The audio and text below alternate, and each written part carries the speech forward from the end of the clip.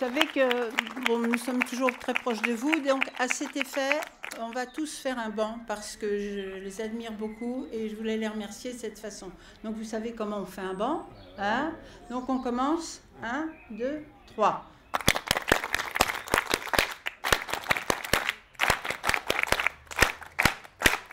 Donc on a fait ça, ça c'est fait, ça c'est fait.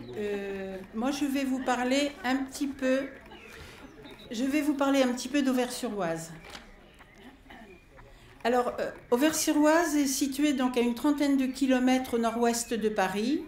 C'est un bourg paisible qui a la particularité de s'étendre tout en longueur entre l'Oise et le coteau qui l'aborde.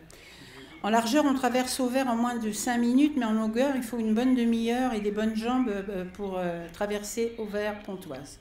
Au XIXe siècle, rien ne distinguait Auvers des autres villages et de ses environs, signant par la ligne de chemin de fer qui le reliait Auvers à Paris. Cette particularité fit du village une destination appréciée des Parisiens à la recherche de tranquillité.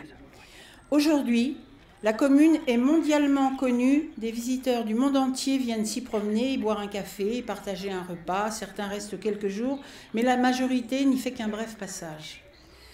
Ces visiteurs viennent aujourd'hui à Auvers parce qu'avant eux, ce sol a été foulé par un homme que d'aucuns considèrent comme un saint, d'autres comme un fou, d'autres comme un génie, et quelques-uns comme le plus grand artiste que la terre ait porté, Vincent van Gogh.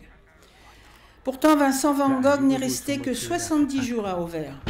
Entre les champs de blé et les marronniers en fleurs, et en pensionnaire exemplaire et sans histoire de l'auberge Ravoux, place de la mairie. Ces quelques semaines ont été cependant d'une puissance dramatique exceptionnelle et ont posé les bases de l'image d'un désespéré génial et incompris qui aura traversé le XXe siècle comme un apôtre de l'art moderne, un martyr de l'art contemporain. À son arrivée à Auvers, rien ne préfigure de son suicide, bien au contraire.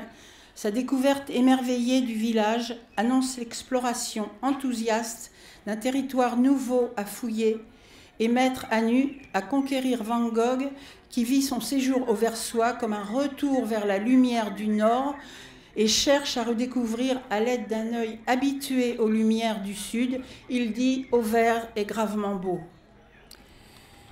Il est surtout loin de l'image du peintre maudit et il pense pouvoir produire des œuvres suffisamment vendables pour justifier les dépenses qu'entraîne son séjour.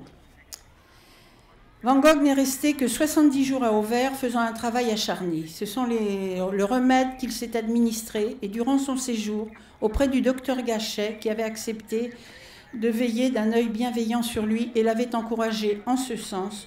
Le résultat est spectaculaire. Les toiles peintes à Auvers sont innovantes, expérimentales et diverses. Ce sont cependant les plus chères au monde.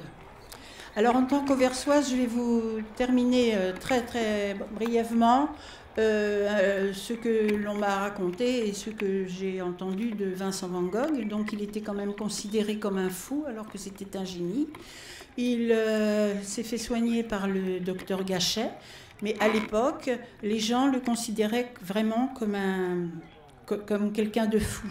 En plus de ça, il ne parlait pas très bien français et à cette époque-là, c'était quand même les paysans et ils avaient très très peur de lui.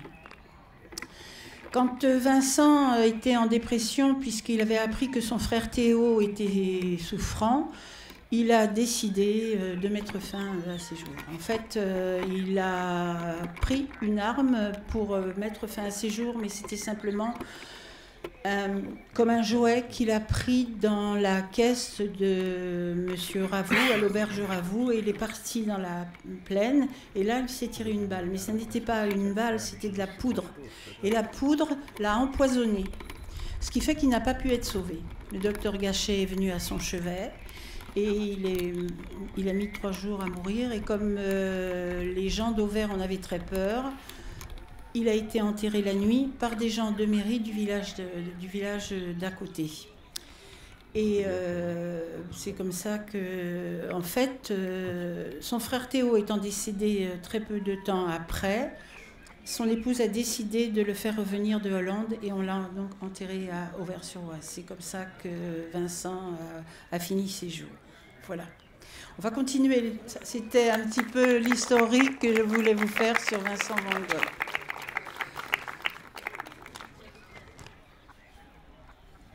Je reviens aussi auprès de mes amis iraniens. Donc le 17 juin, comme vous le savez, il y a eu cette attaque honteuse et donc nous, les voisins, nous sommes allés à leur secours et c'est la raison pour laquelle maintenant on est tous devenus des frères et des sœurs très soudés. Je vois Juliette, je vois plein de gens que je connais bien et vraiment on est toujours tous auprès de vous. Nous avons voulu... Jean-Pierre et moi, nous avons voulu rendre hommage à nos amis d'Ashraf et nous avons fait un petit jardin là-bas que l'on a nommé le jardin d'Ashraf. Donc si vous voulez venir le visiter avec nous, ce sera avec grand plaisir. Et si vous voulez venir maintenant, on va le faire maintenant. On a fait un petit jardin en souvenir de tous nos amis que l'on a rencontrés là-bas à Ashraf. Voilà, s'il vous plaît.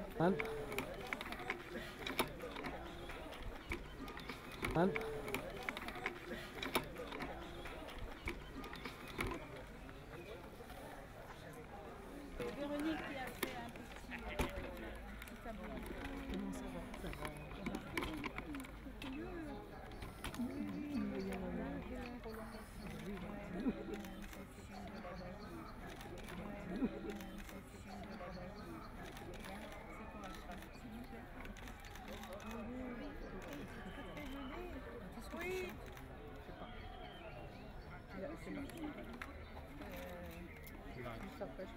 Après, oui.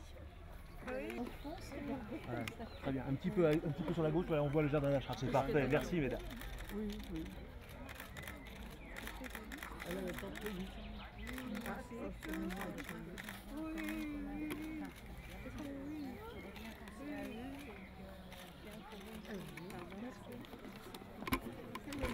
Merci madame. Merci beaucoup. S'il vous plaît,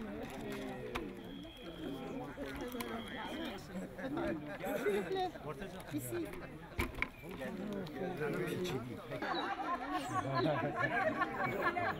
Vous êtes très nombreux. C'est parti. On vérifie. Encore. C'est le jour, hein.